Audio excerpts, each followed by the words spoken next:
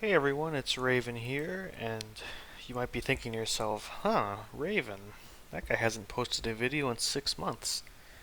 And you'd be right, I haven't posted a video in 6 months. I just haven't been playing Wargame. It's kind of the point that it's really hard to find a good game. A lot of times you get kicked for your stats, or just because people want a pub stomp, or people aren't confident enough to play against you, and it's just such a headache. But, the map DLC is coming out pretty soon. It seems like the activity on Wargame's gone up a little bit since I last tried it out, and I've been playing a little bit more again, and while I don't have any gameplay that I'd really feel is worth commentating on or doing a replay cast over, I'm definitely looking to do some more videos going forward. Right now, this is just a quick and dirty deck review. It's kind of easy for me to do, and I can get it out in an afternoon. I do have some tutorial ideas penned up from last time, but I'll get to those later maybe. Anyways, like I said, this is a deck video and it's about Korea. As far as national decks go, Korea is actually pretty solid, and solid's a good word for it. For every important category, they tend to have something that'll get the job done. And that's something that a lot of national decks just can't boast about. Norway doesn't have an ATGM plane. Germany even has problems with their anti-air in a lot of ways. And just some other stuff. So, again, as far as national decks go, Korea is actually pretty fun to play, and they do have some unique units, and I guess we'll just get right into it.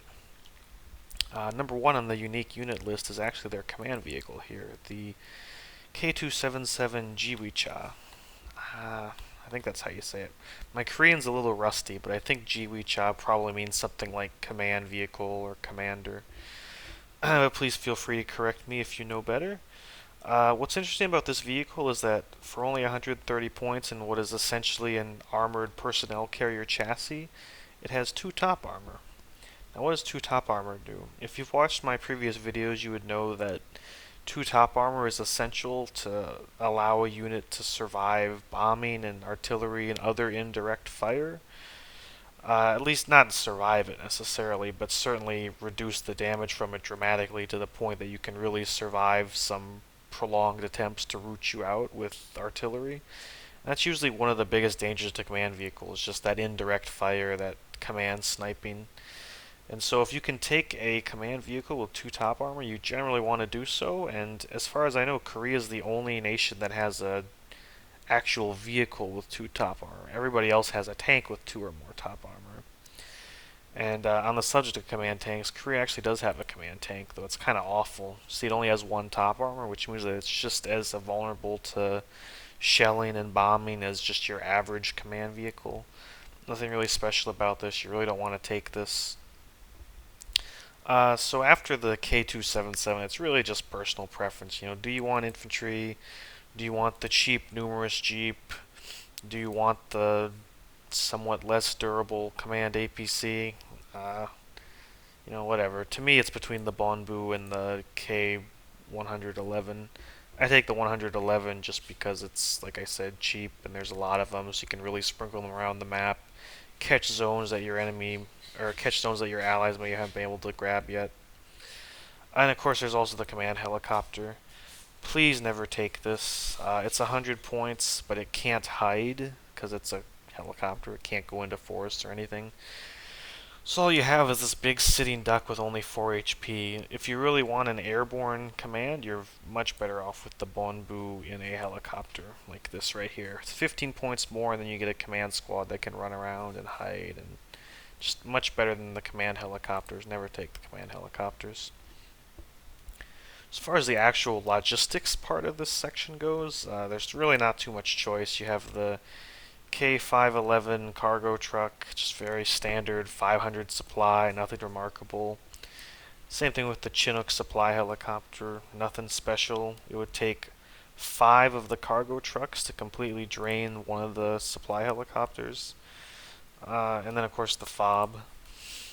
If you're playing with a party of 4 people and you're kind of coordinating decks, you really don't need a setup like this. You could probably get away with just 1 supply helicopter or supply truck, and leave the rest of your slots for other points. But as you should know from previous videos, all my decks are kind of just off the shelf, grab them and play them. They're not hyper specialized for playing with certain people or playing on certain maps. So again, this is very generalized. If you want to modify it and take out some of these cards and find places for those points elsewhere, certainly feel free to do so. Could definitely grab another plane if you got rid of the Chinook and the Fob, for example. Anyways, on to infantry. I take the UDT SEALs in the Black Hawk helicopter, or the designation is UH-60P. Now, be a little careful here because you only get 8 per card. They are elite infantry, but as far as elite infantry goes, they're actually not too impressive. Their machine gun's actually one of the lesser machine guns. Their rocket launcher's not outstanding. And their transport it's really overpriced. For 25 points, the American Black Hawk gets 2 miniguns, and this one only has a crappy M60. So for the UDT SEALs in the Black Hawk, you're really paying a little bit of a premium, but for a really fast, rapid reinforcement kind of shock troops thing, it works and it's okay. It's one of those situations where, yeah, you're playing a national deck, so you don't have the absolute best of the best, but you have something that works and can fill a role. And that's what it does. If you want, you could get, for example, the UDT SEALs in the Bell 205 or the UH-1H, which are basically the same helicopter. And you get 2 more per card, and they'll be 10 points less per call out. So that's certainly an option too, but the helicopter is much slower than the Black Hawk. The real gem of the Korean infantry section is actually the Haebyung 90, who are excellent. They are 30 points, so they're a little costly, but they come in 15 men per squad, meaning 15 hit points. They have the excellent Panzerfaust 3 rocket launcher. They have a very decent to pretty good K3 LMG. Just a very solid all-around unit, very reliable infantry. Can definitely count on these guys.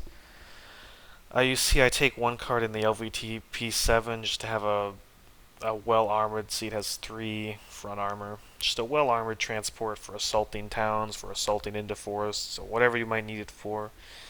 This transport will give them a little bit more durability. Although I do have another card in the KM900, which is a really fast transport. So I have kind of heavy assaulter, and I have fast reinforcer as far as the Haebyung go. You can also take him in a helicopter, though I don't personally do that just because I think it just to be a little too pricey in that case, and the Hueys UH-1Hs aren't very useful after the fact. Then I take the Sochung-Su 85, which themselves are actually pretty awful.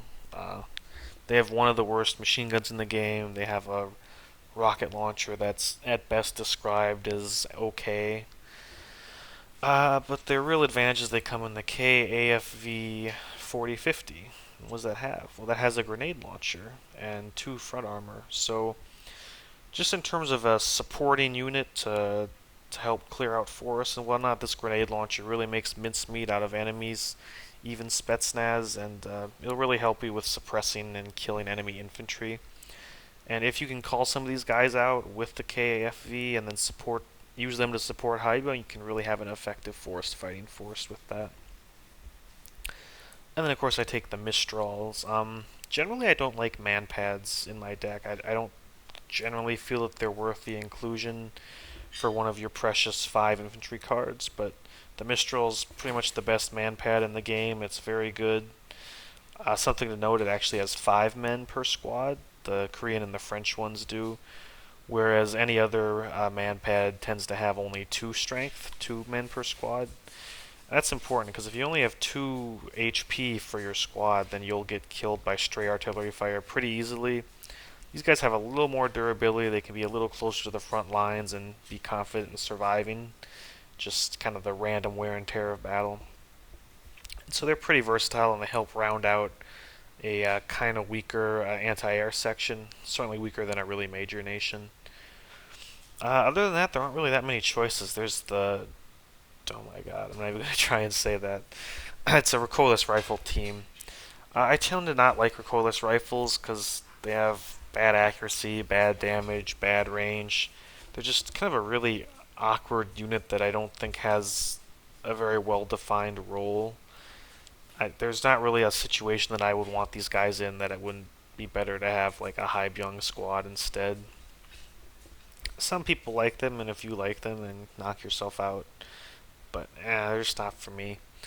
Same thing with the Gong Byung. These guys are essentially an engineer unit with a napalm rocket launcher, which is the same weapon that the Soviet Spetsnaz have, which is probably where most people know the napalm rocket launcher from. These guys just, I've tried them out multiple times, and I've tried to make them work, and it just doesn't happen. They only have 5 men per squad, which is a really big disability in terms of a unit that's supposed to be in the front lines engaging enemy infantry, just in the teeth of the battle.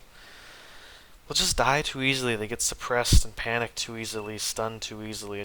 They just don't work very well. If they had 10 men, like a flamethrower squad does, they'd be a little bit better. But until that happens, I have no reason to think that it would happen. They're just not very useful, and you'd be much better off taking the Sochung Su in the KAFV, which in any case will kill infantry a lot better than the Gong Byung anyway.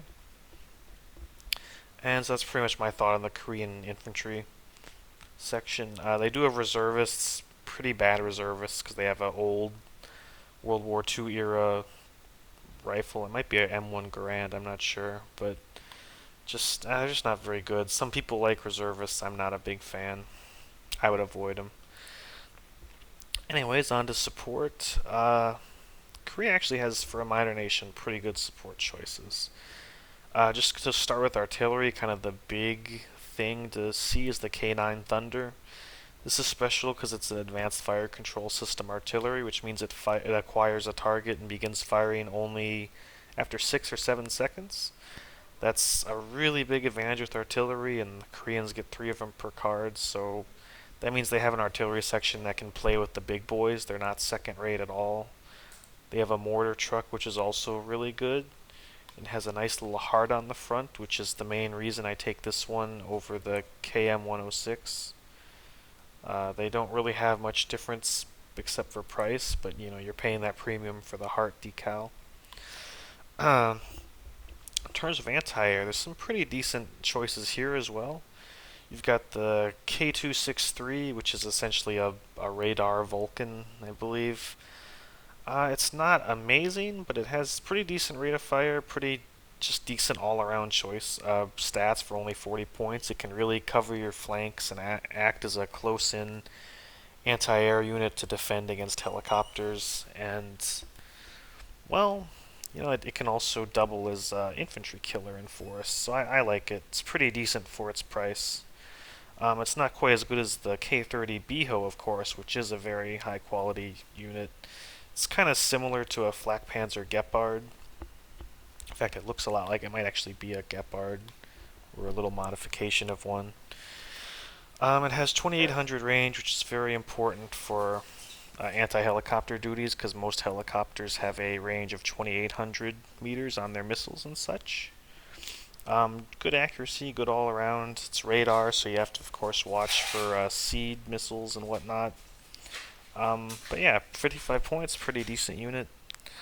Same thing with the Eyehawk. It's 60 points. It's affordable. It's not the best. It does have pretty good range. It does have okay accuracy. It really sucks supplies down, which is kind of tough to deal with just because you're Korea, you don't have a very strong logistics section. You can certainly make it work. You do have the choice of the PIP 2, I should say. So let me just compare them real quick. The Eyehawk versus the PIP 2, they have very similar stats. The PIP's a little bit better accuracy and better anti-helicopter range. So that's all you're really paying for with the PIP 2 is the ability to engage helicopters much more efficiently. And it's okay at that. It's just, you have the Biho and the Mistrals and all that other stuff to mess around with that. I personally take the Eyehawks at higher veterancy, but I could certainly see taking the PIP 2s. It's not a bad choice. It might even be something I'll look at a little later. I haven't thought about the difference between these two just very much yet. But yeah, either one's fine. It just gives you that long range, kind of more strategic anti-air asset as opposed to the tactical close-in Biho and K263. Tanks, the Koreans have some pretty cool tanks too. This is the K1A1, which is It's a Korean-made tank, but it's derived from the American Abrams. In this case, I guess the M1A1 Abrams. This tank only has 18 front armor, which is fairly weak as far as expensive tanks go, especially for 150 points. But it has 22 AP and good accuracy, and it's a really powerful heavy hitter for its price. It can hurt the big boys that just can't take too many hits from them. You could certainly use, you get 4 per card, so you outnumber the Soviet T90s or the Korean T90s. If you can manage to gang up on a T90 with 2 of these bad boys, you can do a lot of damage. And generally, again, it keeps with the Korean theme of, we don't have the best, but we have a workable section for everything. Definitely that's the case here with the tanks, and the K1A1 gives you a lot of options to at least stand up to enemy tank pushes and not be just totally overrun like a Denmark might be, for example. Or Anzac. Anzac blows, by the way. Yeah, so it's pretty good. I like it. Like I said, it's 150 points and it's 4 per card, so you have a lot of them to play around with. Just gotta be a little careful with them. They also have another Abrams derivative, the K1. K1's kind of analogous to the American M1IP Abrams, which a lot of people would be familiar with. In fact, I think it has the same stats and all that. It's just that it has longer range on the main gun, 2275 versus 2100. Again, for 85 points, it's a really good value. I think it has a lot of survivability, a decent gun. No, it's not the best, but I think it stands up to most things in its class very well, and you can get a lot of them per card, and they're very affordable. I have 18 in my deck, and you just serve well as a mainline tank. And then my last choice is the M48A5K WRSA.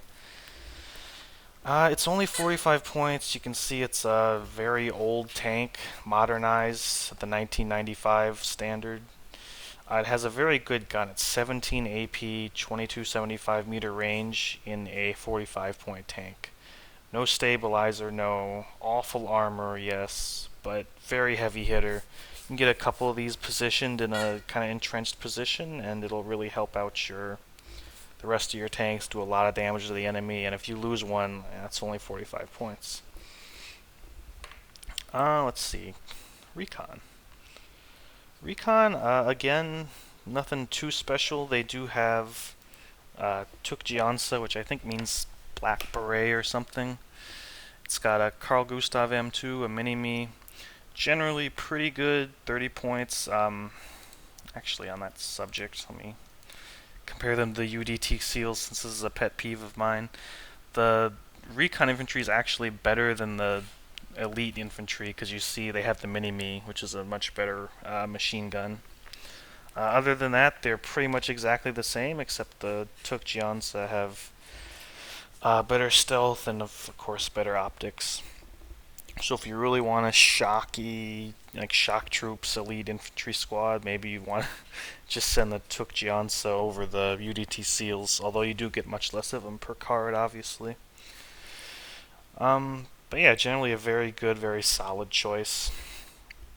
For Recon helicopters, there's only really OH-6, so nothing remarkable there. It's small, it's fast, it's got very good optics. Very affordable too. And then I also take the Fiat 6616. It's just interesting because it has a grenade launcher, it has an autocannon. It's definitely a kind of recon and force, help you in a forest type unit. It's a little expensive at 45 points compared to just taking one of these guys for 25 or 30 points, but it does have a lot of stuff it can do. Not really a fan of the KFV90 with this huge gun on the top, but yeah, the Fiat's pretty nice. And if you just want a cheap recon to sprinkle out everywhere, the Susek Day definitely do their job, but nothing here. They just have an M16 and a really crappy rocket launcher, so no combat ability on these guys. I go with a pretty lean recon section. There's only, 18 units, including 8 helicopters, so I tend to make really good use of my recon units and conserve them when I can. One thing I definitely wouldn't mind doing is finding a way to take another Tukjiansa card, so I could have 10 instead of only 5. Might be able to do that if I take something out of here, but in terms of the vehicle section, uh, actually quite a bit of stuff to see for a small nation. I take the Jeep Tow 2 just so I can have an ATGM. This is like my only ATGM in the deck that's not plane carried. It only has 4 missiles, but they're very accurate and they have good AP power. So just in terms of having a few of these guys in a tree line to fire a bunch of missiles at somebody to make him bulk at attacking you, these guys will do that job pretty decently. You know, they're only 40 points, they're affordable, but they're not going to do wonders, I wouldn't say. And I take the KM132, which is a Napalm M113, basically. You use fire position to get the most effect out of it, kind of coat a town or coat a forest, use it to burn your enemy out. It's not remarkable, I'd rather have a flamethrower tank personally, but it's okay. Can certainly support your ground pushes. There's some other stuff you can do, like the Sungong Po. It's basically 4 Brownings mounted on a flatbed truck. This is actually okay. A lot of people underestimate this, but for only 10 points, you have a lot of infantry killing potential in those 4 Brownings. Could definitely take this in lieu of the KM132. I'd probably avoid the recoilless rifle M113 or the lesser tow vehicles, just because they aren't as powerful as the Tow 2 Jeep. And then finally, there's some interesting choices here in the tankettes. That's a 1965 tank. This is a 1951 tank. Literally a Korean One era M18. Um, for 10 points, it's okay. It's got low autonomy, so you're gonna have to refuel it whenever it goes somewhere. But again, I'm just not really into the 10-point cheap spammy crap. But definitely wouldn't be bad picking one of these and seeing how they do. For helicopters, this is actually a section Korea kind of excels at, whereas most minor nations don't even have many helicopters. To begin with, Korea has the excellent AH-1T Cobra, which is just a very good all-around gunship. It has the powerful TOW-2 missiles, nice Hydra rockets, powerful Vulcan cannons. It's not very durable. You have to be very careful with it. It's kind of expensive, so you want to be kind of circumspect in how you deploy it, but it does its job pretty well. It's just a really good all-around gunship, very solid. It's not quite an Apache, but it's also like 40 points less. And then they also have the AH-1J, and this is a really nice helicopter actually. It's for only 55 points, you get the Vulcan, you get 2 sets of rockets, so just in terms of a gunship doing an attack run on an enemy column or suppressing a wave of stuff. Even if you lose it, it's not very expensive, but it has a lot of potential to do a lot of damage in those few seconds when it's firing all its rockets. And I would always take 1 or 2 of these in any South Korean start, generally, just because they have that potential to really just mess somebody up in a quick burst of rocket fire or shoot down helicopters with their gun, which is actually pretty effective, the Vulcan cannon. Just a really nice helicopter. Definitely recommend putting it in your deck. Other than that, you have like the AH-1S. It's just a lesser version of the 1T for 10 points less. You get an ITOW instead of a TOW 2. Up to you, really. Is it worth 10 points for the better missile? I kind of think it is, but. And of course, you can take the really crappy little bird with the 4 ITOWs. I don't think that's really worth it. And then planes. Again, South Korea, not the best plane section, but definitely not the worst, and they have all the bases covered. You see I take the KF-16C Block 52D, which is a seed aircraft. Has 2 very nice seed missiles, nice long range, good accuracy, really good ECM. It even has medium stealth. Or, well, they all have medium stealth. No. What am I saying? Yes, the seed plane has medium stealth because it's a seed plane, whereas most planes have poor stealth. So that's another thing to consider. Plus, it has 4 AMRAAM missiles, so this is actually a really good multi-role aircraft. I take 1 card of these, even though you could take 2 cards. Generally, just use it to kind of pick off bucks or the odd Tunguska that's kind of being a hassle for me. and then otherwise use it to help kill planes. Just a very nice airplane. It's very similar to the just base KF-16C, which is basically an F-16 with 6 AMRAAMs. Now, you should know AMRAAMs are the most important part of anti-air combat, just because they're the really long-range missiles. You're going to get off 2 or 3 of these before you actually get close enough to use the shorter-range missiles like Sidewinders. I tend to not like, well, let me put it this way. If you send this up against an Su-27 PU or some kind of really high-end, high-performance fighter, you'll tend to lose just because chances are you'll miss one of your or 2 of your AMRAAMs and then you'll be close enough to get killed by enemy missiles. But with 3 of these per card, they have a lot of just potential to overwhelm an enemy's one high-priced, high-superiority fighter with 3 of these, and they're really good at intercepting bombers. That's really what they're best at, is lobbing their AMRAAMs at an IL-102 or something and stunning it and killing it. Yeah, just generally all around really good. It does the job, just not remarkably. In terms of close air support, I take the Peace Pheasant 2, which is just a kind of cheap, unremarkable ATGM plane. It has 4 ATGMs that it fires in quick succession because they're all firing forget. Yes, they have low accuracy. Yes, they have low AP. Yes, it has low ECM. Again, it's not the best, but if you want to suicide one of these into a tank, if you're smart about it, you can generally get that tank killed. And you get 3 of them for card. They're only 90 points.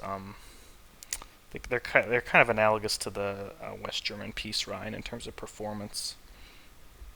And then I take also the F4D Peace Pheasant 1, which has a large amount of kind of small yield bombs, 18 of them. It's just a really big spread of bombs that'll damage, if not kill, infantry and certainly stun vehicles, kill vehicles, stun tanks.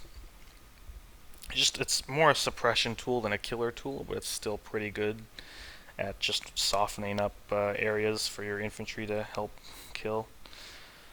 I would say those are probably the most solid choices you have. You could take the Sabre, which is a rocket plane.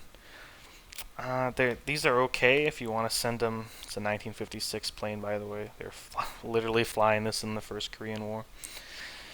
But send it at Tunguska, kill the Tunguska, lose your plane. That's okay. You can get away with that. I personally don't really like the Sabre, though. Here's a napalm plane. Only 4 napalm bombs for an 80-point throwaway plane. 80 points is really too much to spend on a plane with 0 ECM, I think. So I don't like the F5A. There is the F5E, which has kind of... I stop at saying air superiority capabilities. It does have 6 AIM-9s, but they're low HE. They're not really getting much use out of this. If you do like kind of the Sidewinders, the engaging helicopter plane, like you can have the F-16 Peace Bridge, which does have 6 AIM-9Ms, which do have 5 HE, which do have decent accuracy. So you could use this for killing helicopters, you could use it for killing bombers, but I would much rather just have the KF-16Cs. And then there's pretty much the flattened pancake, this really odd-looking aircraft with 2 cluster bombs and 2 high-explosive bombs and 2 Sidewinders. A very unique, a very strange, and frankly very, very useless loadout. I would never take this unit in my deck, but it looks so interesting and it has a unique loadout, so it's definitely worth a mention at least. But yeah, I think that's pretty much it. Like I said, the Korean deck's generally just very solid, and you can rely on it in a lot of situations, even in more competitive games. And because of that reason, it's one of my favorite national decks, because you can really make it work in a lot of situations, and I think it's a lot of fun to play. Anyways, I think I'm going to try and actually get a video of the Korea deck in action up a little later. I'll see if I can make that happen. In the meantime, if you have any other ideas for videos you'd like to see, whether other deck videos, subjects I could do a tutorial over, or just more replay casts, or something else entirely, then please let me know in the comments. I always love notes in the comments, so please like, comment, subscribe, and all that junk, and I appreciate your support. As always, thank you for watching, and I think that's all I have for today, so this is Raven signing off.